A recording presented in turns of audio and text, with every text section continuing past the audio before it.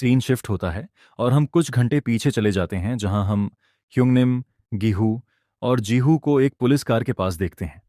गाड़ी आगे से टकराई हुई है। गिहून गाड़ी को चेक करता है और बताता है कि इसमें चाबी है और ये स्टार्ट भी हो रही है।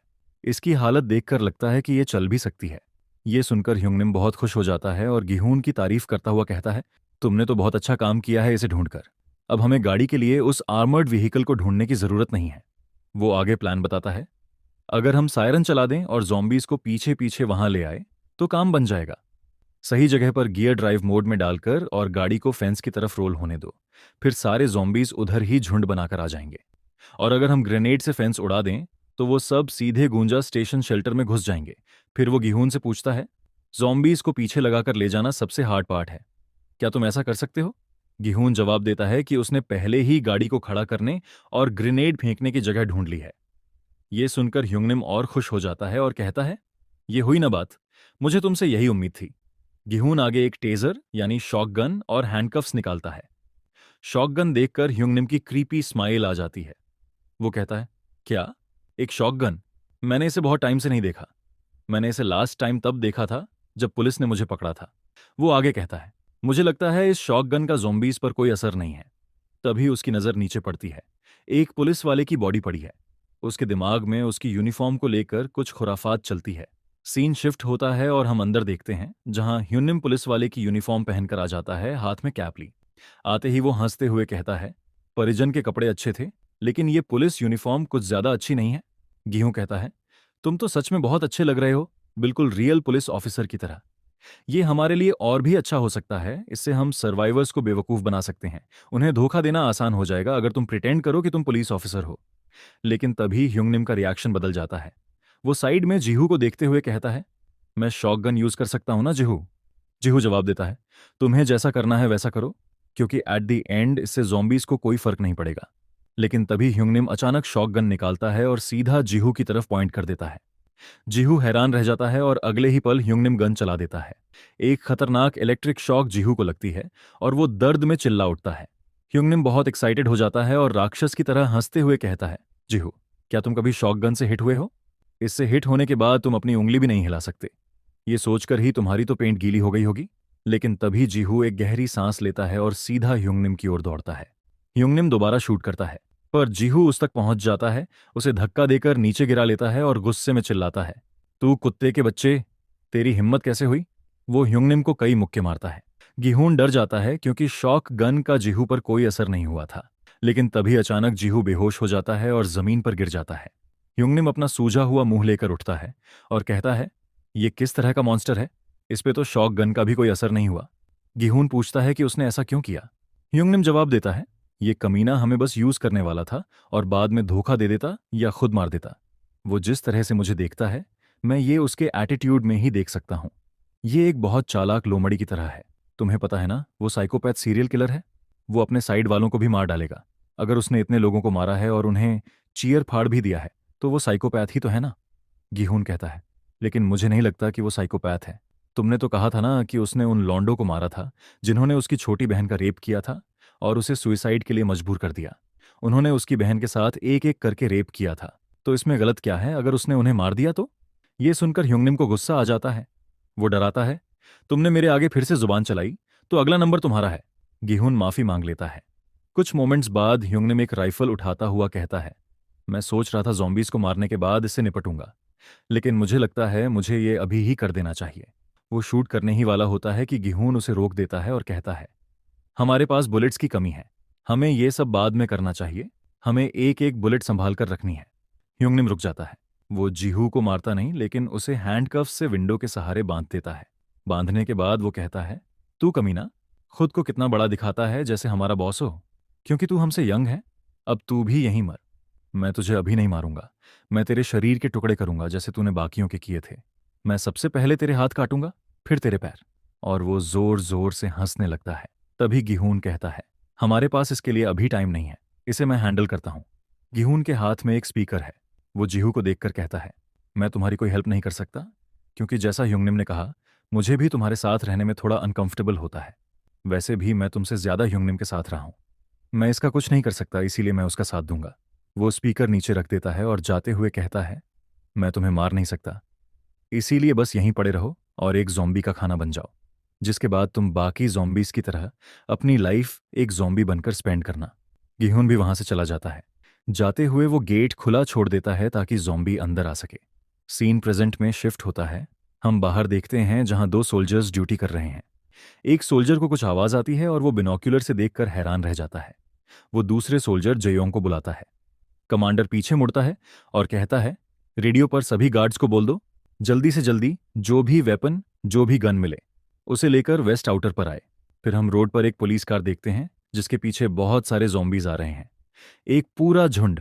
ज़ॉम्बीज के बीच वही मोटा ज़ॉम्बी भी है। गाड़ी सीधी आकर एक दूसरी गाड़ी से टकराकर रुक जाती है। जैसे ही गाड़ी रुकती है, भागता हुआ गिहुन आता है और दीवार के पीछे से गन लेकर शेल्टर के वीक पॉइंट पर देखता है। वो एक ग्रेनेड लेता है, उसकी पिन खींचकर फेंस के अंदर ड्यूटी कर रहे सोल्जर की ओर फेंकता है। ग्रेनेड फट जाते हैं और फेंस तबाह हो जाता है। रेडियो पर इमरजेंसी सिचुएशन का मैसेज आता है। वेस्ट गेट पर एक्सप्लोजिव से हमला हुआ है। फेंस पूरी तरह तबाह हो गया है, ज़ॉम्बीज अंदर आ सकते हैं। सभी सर्वाइवर्स जो बाहर हैं जल्दी से अंदर सेफ एरिया में जाएं। सीन शिफ्ट होता है और हम याना को देखते हैं जो हैरान और डरी हुई कहती है। ये फीलिंग जानी पहचानी है। उसे सोंगबिन के मोटे दोस्त की याद आती है जो ज़ॉम्बी बन गया था और जिससे उन्होंने आग से पीछा छुड़ाया था। उसके दिमाग में आग का ख्याल आता है और वो भागती हुई कहती है, उन्हें शूट करने से कुछ नहीं होगा, हमें उनसे आग से निपटना होगा। याना को भागता देखकर उसकी फ्रेंड्स पूछती हैं, तुम कहाँ जा रही हो? लेकिन याना बिना जवाब दिए बाहर भाग जाती है। बाहर सभी डरे हुए अंदर भाग रहे हैं। लोग चिल्ला रहे हैं, यहां से जल्दी भागो, फेंस टूट गया है। याना एक सोल्जर के पास जाकर पूछती है, क्या आपके पास कोई मोलोटॉव्स है? सोल्जर उसे चिल्लाकर कहता है, तुम यहां क्या कर रही हो, जल्दी से अंदर जाओ। याना कहती है, लेकिन मेरी बात तो सुनो, बस एक बार।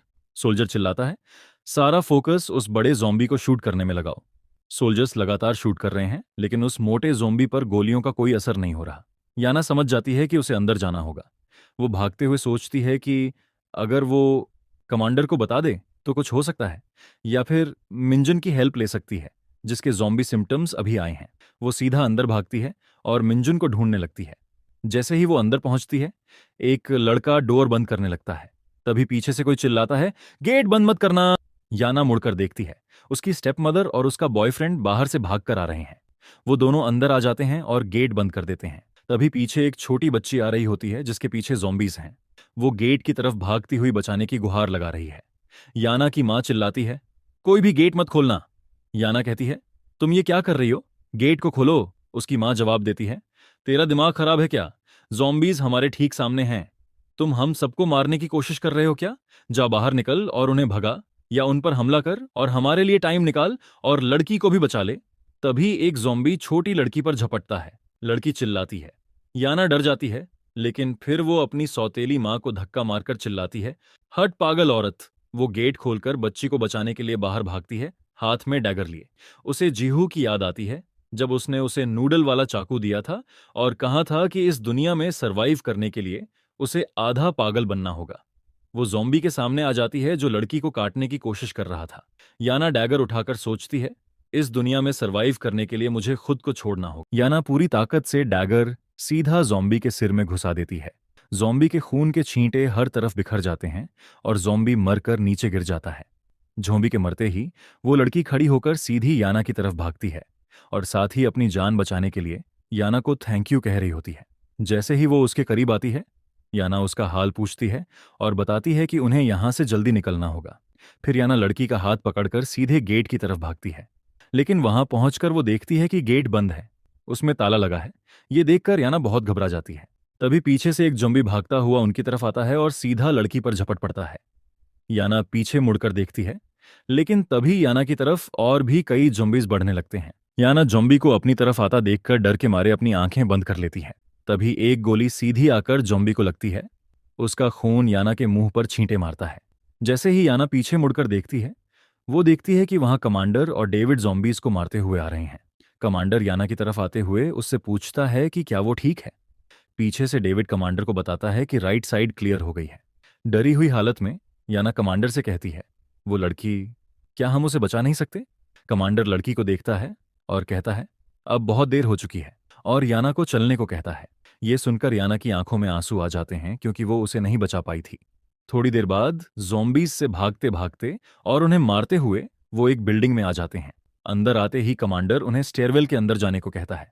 उसके बाद वो तीनों स्टेयरवेल के अंदर आ जाते हैं और हाँफ रहे होते हैं। कुछ मोमेंट्स बाद याना घबराती हुई कमांडर को बताती है, ये सब उस बिच की वजह से हुआ है। उस कमीनी ने डोर को लॉक कर दिया था। अगर उसने शुरुआत से ही गेट ब्लॉक न किया होता तो वो लड़की बच जाती। कमांडर जवाब देता है, उस बच्ची के साथ जो हुआ वो बेहद गलत हुआ, लेकिन अभी हमारी फर्स्ट प्रायोरिटी पीछे हटकर सिचुएशन को स्टेबलाइज करना है और उस औरत से हम बाद में निपट सकते हैं। याना आगे बताती है, मैंने पहले उस बड़े मॉन्स्टर से डील किया है। ये मॉन्स्टर जैसे ज़ॉम्बीज आग के सामने वीक होते हैं, इसीलिए इनसे डील करने के लिए हमें आग का यूज करना चाहिए। मैंने ये बात सोल्जर्स को बताने की कोशिश की, लेकिन किसी ने मेरी बात नहीं सुनी। कमांडर कहता है, हम वैसे भी गनफायर रोककर अपनी टैक्टिक्स बदलने का सोच रहे थे। हमारे पास कुछ मोलोटोव्स और एक फायर थ्रोअर है, लेकिन इतना सबके लिए काफी नहीं है। याना पूछती है, तो फिर हम अब क्या करेंगे? पीछे से डेविड भी पूछता है, कमांडर, क्या तुम्हारे पास कोई प्लान है? कमांडर कुछ जवाब नहीं देता, सोचता रहता है। तभी अचानक उसके रेडियो पर सार्जेंट यंगहून कांटेक्ट करता है। वो बताता है कि साउथ सेक्टर पूरी तरह वाइप आउट हो चुका है और वहां के सर्वाइवर्स को भी निकाल लिया गया है। फिर रेडियो पर शेल्टर डायरेक्टर आ जाता है और कहता है, जो मर्जी हो जाए, नॉर्दर्न सेक्टर को होल्ड करके रखो। सभी units northern plaza main gate पर इकट्ठा हो जाओ और डिफेंस सेटअप करो। ओवर। डायरेक्टर के रेडियो ऑफ करने के बाद कमांडर कहता है, ये क्या इडियट है? फिर वो रेडियो कनेक्ट करके सार्जेंट को ऑर्डर देता है, मैं कमांडर हदोहिन बोल रहा हूँ। फायरिंग तुरंत बंद करो और सभी यूनिट्स को अंदर ले जाओ। गोलीबारी की आवाज से इन्फेक्टेड और भड़क सकते हैं और आसपास के सारे इन्फेक्टेड यहां की तरफ खींचे चले आएंगे, इसीलिए फायरिंग बंद कर दो। वो आगे कहता है, हम सदर्न सेक्टर को छोड़ देंगे। अगर वो बड़े मॉन्स्टर और इन्फेक्टेड आग के सामने वीक हैं तो शेल्टर में रखा सारा गैसोलीन, मोलोटॉव कॉकटेल्स और फ्लेम थ्रोअर्स नॉर्दर्न फेंस पर शिफ्ट कर दो। हमारे लिए सबसे जरूरी है गंजा स्टेशन के अंडरग्राउंड प्लेटफॉर्म को कब्जे में रखना, जहां हथियार और गोला बारूद स्टोर हैं।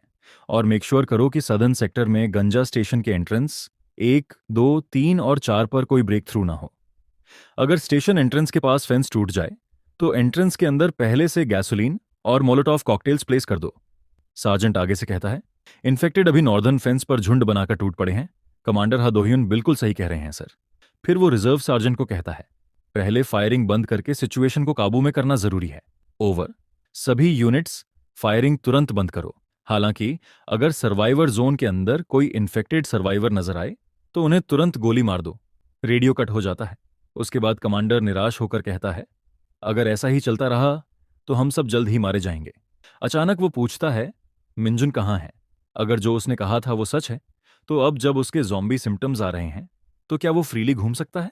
याना कहती है, मुझे भी यकीन नहीं है। हो सकता है शायद उसके सिम्टम्स फिर से ठीक हो चुके हों और वो नॉर्मल हो चुका हो। कमांडर कहता है, मिंजुन को हमें किसी भी हालत में यहां से बाहर निकालना होगा और जिंदा रखना होगा। अगर उसके सिम्टम्स जा चुके होंगे तो इसका मतलब है अभी वो गोशीवॉन में फंसा होगा तो कुछ नहीं कर सकता। सबसे पहले हमें मिंजुन को गोशीवॉन से निकालकर सेफर नॉर्दर्न सेक्टर में लाना होगा।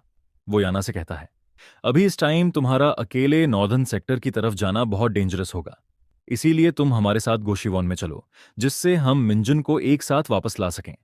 फिर कमांडर डेविड से पूछता है कि उसके पास कितनी बुलेट्स बची हैं। डेविड बताता है कि लगभग 12 राउंड बचे हैं। कमांडर कहता है, 12? बस 12? तुमसे ज्यादा तो मेरे पास हैं। हम पूरी तरह फंस चुके हैं। पूरा दक्षिणी सेक्टर इन्फेक्टेड से भरने वाला है, या शायद भर भी गया हो। गोशीवन जाते हुए मैं उन्हें अपने पीछे लगा लूंगा और उन्हें दूर ले जाऊंगा। वैसे भी हमें उन ज़ॉम्बीज को और साउथ की तरफ खींचना पड़ेगा ताकि वो नॉर्दर्न सेक्टर पर बार बार अटैक ना करें। वो याना से कहता है, तुम डेविड के साथ गोशीवॉन के अंदर जाओ और मिंजन को बाहर लेकर आओ और मेक श्योर करना कि उसके फेस पर मास्क और एक हैट हो जिससे किसी को पता ना चले कि वो इन्फेक्टेड है। याना हैरान होकर पूछती है, कमांडर, क्या तुम खुद ज़ॉम्बीज को अपने पीछे लगाकर दूर ले जाने वाले हो? कमांडर कहता है, हाँ, बाकियों ने भी फायरिंग बंद कर दी है। मैं जिस बिल्डिंग को चुनूंगा उसके रूफटॉप पर चढ़कर फायरिंग से ज़ॉम्बीज का ध्यान खींचूंगा और उससे पहले मिंजन को ढूंढने जाते हुए मैं तुम्हें पूरी तरह कवर करूंगा। याना डेविड को यह बात ट्रांसलेट करके बताती है कि कमांडर ज़ॉम्बीज को अपने पीछे लगाकर दूर ले जाएगा ताकि वो दोनों मिंजन को ले आ सकें। डेविड कहता है, वहां हर तरफ ज़ॉम्बीज हैं, उन्हें अपने पीछे लगाना बहुत डेंजरस है, इसीलिए ये काम मैं करता हूं, मैं उन्हें अपने पीछे लगाऊंगा। याना कमांडर को बताती है कि डेविड कह रहा है कि यह बहुत डेंजरस है, इसलिए ये काम वो खुद करेगा। कमांडर डेविड से कहता है, डेविड, मेरी बात सुनो, मैं तुम्हारा कमांडिंग ऑफिसर तो नहीं हूं, लेकिन तुम्हें जिंदा रहना होगा और मिंजन को अपने साथ यूएस ले जाना होगा। वो बच्चा ह्यूमैनिटी को बचाने की आखिरी उम्मीद है। याना सोच में पड़ जाती है। कुछ मोमेंट्स बाद कमांडर कहता है, हमें चलना होगा इससे पहले कि ज्यादा देरी हो जाए। डेविड कहता है, समझ गया, बाहर चलो और याना को प्रोटेक्ट करो। गनफायर रोक दिए गए और चीजें कुछ समय के लिए शांत हो गईं। लेकिन शेल्टर का सदर्न सेक्टर पूरी तरह तबाह हो गया। दर्जन से ज्यादा कैजुअल्टीज हुई। कमांडर के प्लान के बारे में, शेल्टर का मैप देखा जाए तो नॉर्दर्न सेक्टर लास्ट में सेफ एरिया है। सदर्न सेक्टर बीच में है जो पूरी तरह तबाह हो चुका है। गोशीवॉन सदर्न सेक्टर को क्रॉस करने के बाद लास्ट में है। कमांडर अभी याना और डेविड को सपोर्ट करेगा ताकि वो दोनों जाकर मिंजन को सेफली वापस ला सकें। साथ ही कमांडर ज़ॉम्बीज को अपने पीछे लगाकर नॉर्दर्न सेक्टर से दूर ले जाएगा, जिससे याना और डेविड को आसानी होगी और ज़ॉम्बीज को नॉर्दर्न सेक्टर पर अटैक करने से भी रोका जा सकेगा। इस स्ट्रैटेजी से कम नॉर्दर्न सेक्टर को प्रोटेक्ट किया जा सकता है। उन तीनों को गोशीवॉन की तरफ बढ़ते देखा जाता है। रास्ते में भागते हुए याना कमांडर से कांग के बारे में पूछती है, क्या वो भी वहीं होगा? कमांडर उन्हें आगे से लीड करते हुए जवाब देता है कि वो कांग से मिला था और उसने कैंग को कहा कि वो हाजुन की फैमिली को लेकर साउथ सेक्टर से निकल जाए। तभी उनके सामने कई ज़ोंबीज आ जाते हैं। कमांडर उन्हें निपटाने लगता है और याना और डेविड मौका देखकर मिंजन को बचाने के लिए निकल जाते हैं। जैसे ही वो गोशीवॉन के अंदर पहुंचते हैं, डेविड गेट पर रुक जाता है और याना से कहता है, मैं यहीं गेट को होल्ड करके रखता हूं, तुम जाकर मिंजन को देखो। याना यस सर कहती है और मिंजन को लेने निकल पड़ती है। वो भागती हुई सोचती है, प्लीज अंदर ही रहना। जैसे ही याना मिंजन के रूम के अंदर आती है, वो हैरान रह जाती है।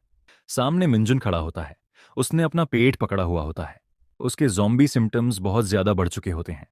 याना उसको आवाज लगाते हुए मिंजन के पास जाती है और पूछती है कि क्या वो ठीक है।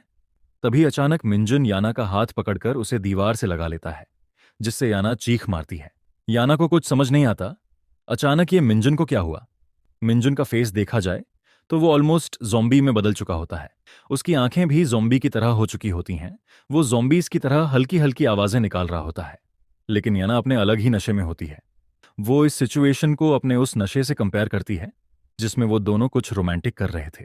ये सोचती हुई याना शर्माने लगती है और सोचती है, मिंजन कब से इतना रोमांटिक होने लगा? मिंजन ने उसके दोनों हाथ पकड़ रखे होते हैं। याना शर्माती हुई कहती है, मिंजन रुको, ये सब बहुत अचानक हो रहा है। अगर तुम ये सब अभी करना भी चाहते हो, वो भी इस प्लेस में, तो तुम इस जगह कुछ ऐसा नहीं कर सकते। लेकिन तभी मिंजन के सिम्टम्स और ज्यादा आने लगते हैं। उसका ध्यान याना की नेक और शोल्डर पर जाता है, जो बहुत ब्यूटीफुल और हॉट लग रहा होता है। इसे देखकर मिंजन कहता है, तुम बहुत डिलिशियस लग रही हो, और याना के और करीब आ जाता है। मिंजन के मुंह से ये सुनकर याना तो खुद पर कंट्रोल नहीं कर पाती और शर्माते हुए कहती है, क्या तुम आखिर करना क्या चाहते हो? तुम्हें क्या लगता है मैं तुम जैसे लूजर के प्यार में गिर जाऊंगी? मुझे छोड़ो, मैं कभी भी एक लूजर के प्यार में नहीं गिरूंगी। और हंसने लगती है। मिंजन पीछे नहीं हट रहा होता। याना फिर कहती है, तुम इन्फेक्टेड हो चुके हो या जो भी है, मुझे पता है तुम्हें बहुत जल्दी है ये सब करने की, लेकिन इसके लिए ये सही टाइम नहीं है। शेल्टर पूरी तरह केओस में है। ये सुनकर मिंजन को कुछ होश आता है। वो याना के हाथ छोड़ देता है और अचानक उसका पेट बहुत दर्द करने लगता है, जिसे वो पकड़कर खड़ा हो जाता है। मिंजन दर्द में कहता है, ये सब हो क्या रहा है? याना अपने कपड़े सही करती हुई पूछती है कि क्या वो सही है? मिंजन दर्द में ही जवाब देता है, मुझे ऐसा लग रहा है जैसे मैं इन्फेक्शन को अपनी बॉडी में कंट्रोल कर रहा हूं। मुझे लगता है मैं इन ज़ॉम्बी सिम्टम्स को अब अपनी मर्जी से सप्रेस कर सकता हूं। ये सुनकर याना कंफ्यूज हो जाती है, कुछ समझ नहीं पाती।